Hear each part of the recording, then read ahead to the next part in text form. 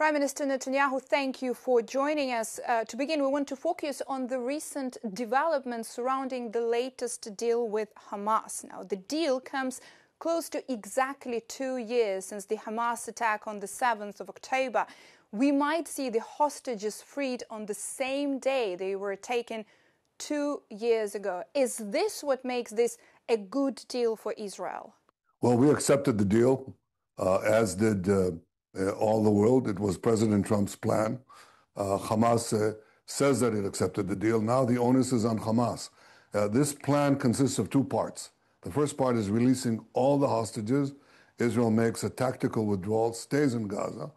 And then the second part is meant to demilitarize Gaza and disarm Hamas. That will be negotiated. Prime Minister, just to follow up, so what happens if Hamas does not release the hostages? What will Israel do? How Israel will change its stance and the strategy? Of course, I can't tell you if Hamas will agree to it. I think that it's possible. I hope it'll happen, but I can't guarantee that it'll happen. And so if it doesn't happen, what President Trump has said is that he will back Israel completely in acting forcefully against Hamas. Well, let's hope that we can finish it the easy way and not the hard way. Prime Minister, Europe has been visibly absent from this process. Europe has been absent because Europe has basically caved in to Palestinian terrorism, to radical Islamist minorities in their midst. And they basically said, just give them a Palestinian state, which would be the ultimate reward for Hamas after doing the greatest massacre against the Jews since the Holocaust. Now we'll give you a state in which you can continue the war against Israel. That's why Europe has essentially become irrelevant and displayed enormous weakness. If you want to fight terror, stand up and fight terror. Stand up and be forceful against terrorism. Don't capitulate to its demands. Don't feed the crocodile, in Churchill's words, because it's going to come after you after it devours Israel or any other country.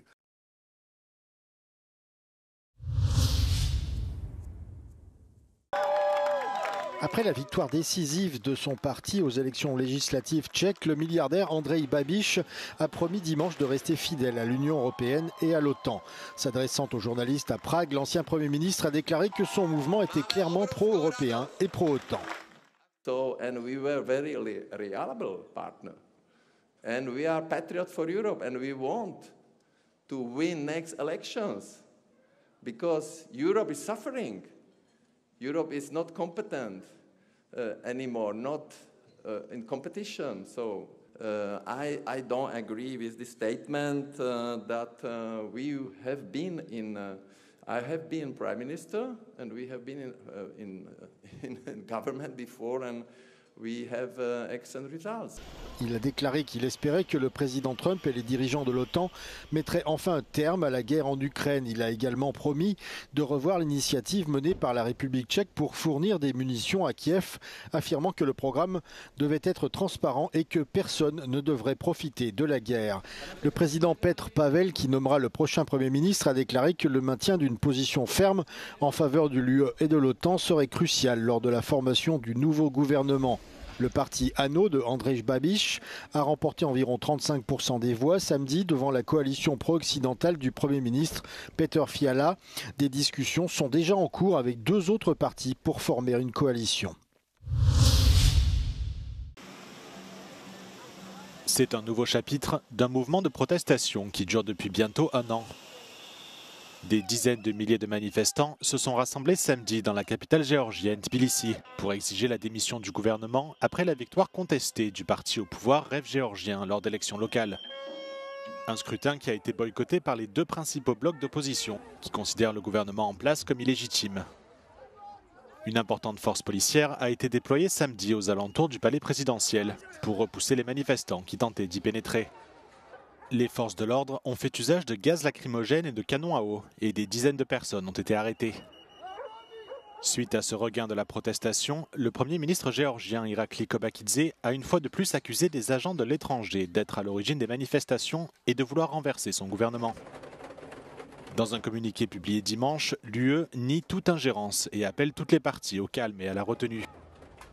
La Géorgie est le théâtre de manifestations de grande ampleur depuis les élections législatives du 26 octobre 2024, qui ont été remportées par le parti Rêve géorgien. L'opposition du pays conteste toujours ce résultat en raison d'allégations de fraude électorale avec l'aide de la Russie.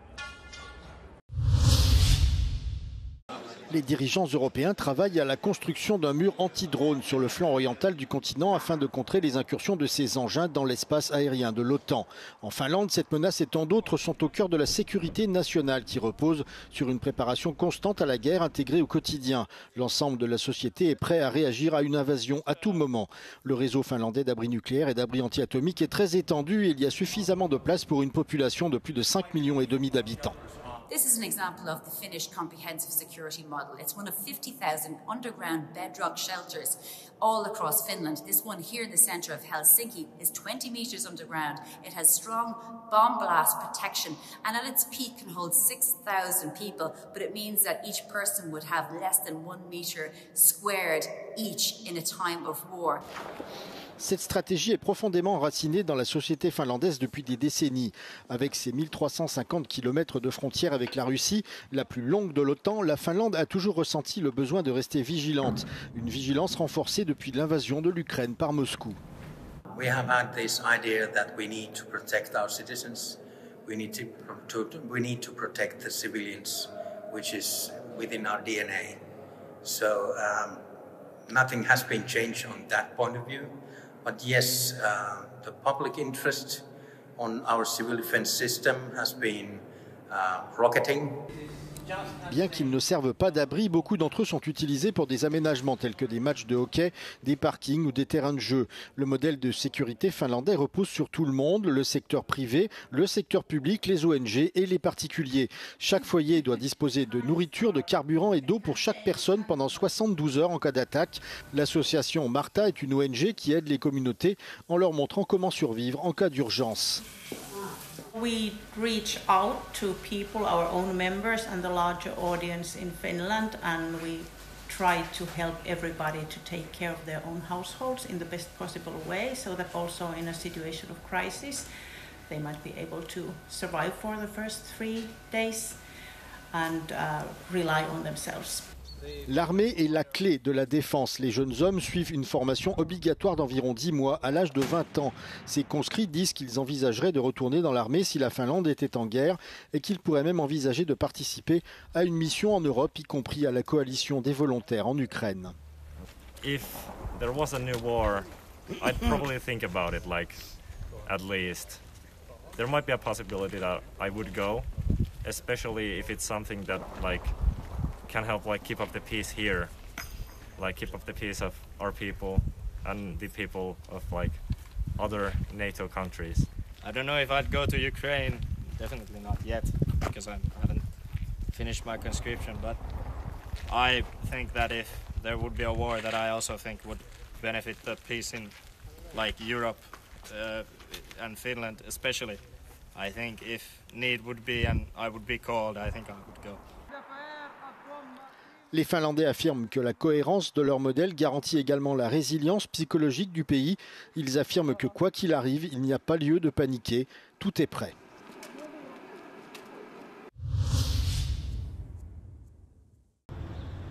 Alors que le marché des produits alimentaires bio est en demande croissante, certains Athéniens ont décidé de prendre les choses en main. Et ce, d'une manière originale, en élevant des abeilles sur les toits des immeubles du centre d'Athènes. Nikos Atsilias passe ses journées à s'occuper de colonies d'abeilles hébergées bénévolement par les habitants des immeubles sur leur toit, avec une vue unique de la capitale grecque. Tout a commencé par un essai. Πήραμε 2 μελίσια στο σπίτι που χρειαζόντουσαν λίγο παραπάνω φροντίδα και ήθελα να δοκιμάσω λίγο πώς είναι η αστική μελισσοκομεία. Είδα ότι πάει πάρα πολύ καλά για τα μελίσια. Μας χαροποιούσε πάρα πολύ η επαφή καθημερινή με τα μελίσια και γι' αυτό το συνεχίσαμε. Malgré l'intérêt croissant, l'apiculture en centre-ville rencontre également des obstacles. En effet, les habitants expriment souvent des objections, craignant que les abeilles ne les piquent. Cependant, certains encouragent l'apiculture urbaine.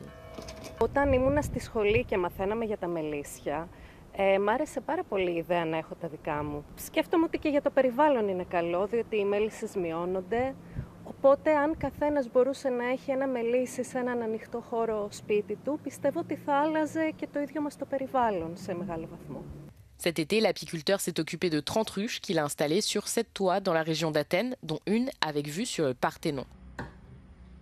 Ces quelques 1,2 million d'abeilles ont produit 500 kilos de miel, chaque lot ayant été conditionné et nommé d'après sa région d'origine. L'apiculteur athénien souhaite inciter d'autres personnes intéressées à se lancer dans l'apiculture urbaine. Μετά από 3 χρόνια παρουσίας μας που μιλάμε για αυτό το πράγμα, πλέον έχει αρχίσει κόσμος και θέλει να το κάνει, επικοινωνεί μαζί μας συγκεκριμένα για αυτόν τον λόγο, να βάλει μελίσια στην πόλη.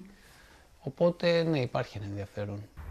Un défi important de l'apiculture urbaine est le transport des ruches dans les escaliers des immeubles au printemps et leur descente avant l'hiver, en passant souvent par les appartements pour atteindre les toits. Cette année, pour la première fois, l'apiculteur pense cependant ne pas faire cette transhumance. Για μένα αυτό που σημαίνει είναι ελπίδα, ότι ακόμα και έτσι όπως έχουμε φτιάξει ένα πολύ άναρχο αστικό περιβάλλον, η πόλη, η φύση όσο έχει απομείνει μέσα στην πόλη ακόμα ανταποκρίνεται και μπορεί να δίνει ζωή. Chaque lot de miel porte le nom de la région, du quartier dont il provient. Selon sa zone d'origine, les goûts varient en fonction de la proportion d'eucalyptus, d'acacia et d'orange amère présente dans le quartier. Ceux qui l'ont goûté se déclarent fans du miel urbain qui n'a rien à voir avec celui du commerce. Even when I have tasted the honey from the countryside, from other producers, it's personally the taste for me is exactly what I want.